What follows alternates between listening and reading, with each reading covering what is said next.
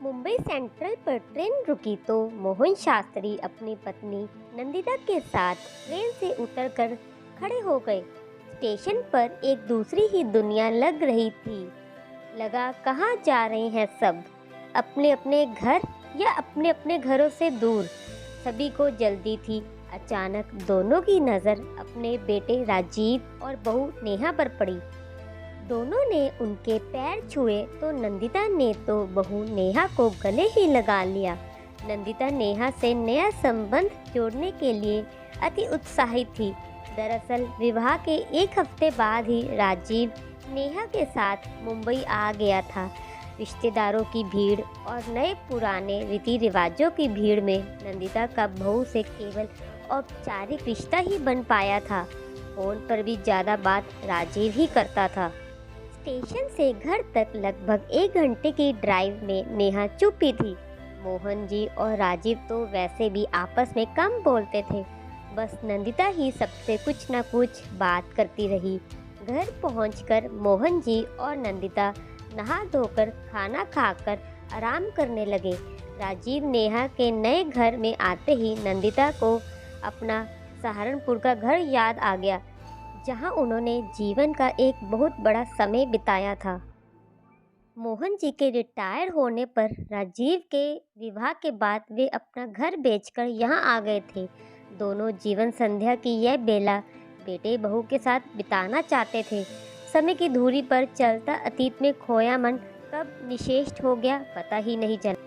नेहा का समय ऑफिस और घर के कामों में बीतता था। नंदिता ने कहा, बेटा घर के कामों की चिंता मत किया करो, काफ़ी काम तो मेड ही कर जाती है, बाकी के काम मैं कर लिया करूँगी। पूरा दिन खाली तो रहती हूँ, लेकिन नेहा उन्हें कोई जिम्मेदारी नहीं सौंपना चाहती थी। सब काम खुद करना पसंद करती थी। अपनी गृहस्थी में नेहा को किसी का हस्तक्षेप पसंद नहीं था और सास का तो बिल्कुल भी नहीं।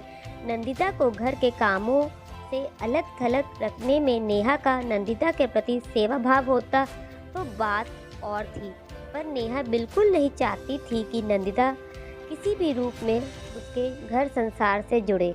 बस वह इतना ही कहती, नहीं मम्मी जी, कोई काम होगा तो बता दूंगी, आप लोग बस आराम करें। वे दोनों उसके लिए केवल मेहमान थे और एक सीमा के बाद अनचाहे भी। नेहा के बिना कहे भी स्पष्ट था कि एक लंबे समय के लिए उस घर में उन दोनों का रहना मुश्किल था। कितने चाप से वे अपना सब कुछ समेट कर यहाँ आए थे।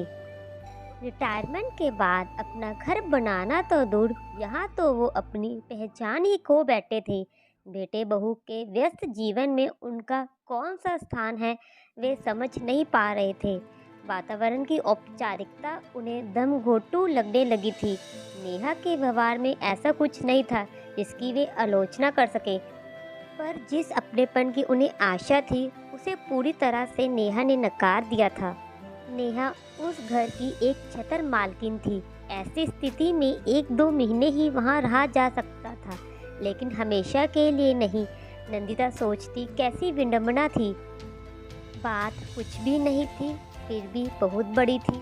अपने बेटे से कैसे कहे कि तुम्हारी पत्नी ने तुम्हारे माता पिता को तुमसे अलग थलग रखने का एक अत्याधुनिक तरीका खोज निकाला है। तुम्हारे घर में उसे हमारी उपस्थिति बिल्कुल सहन नहीं है।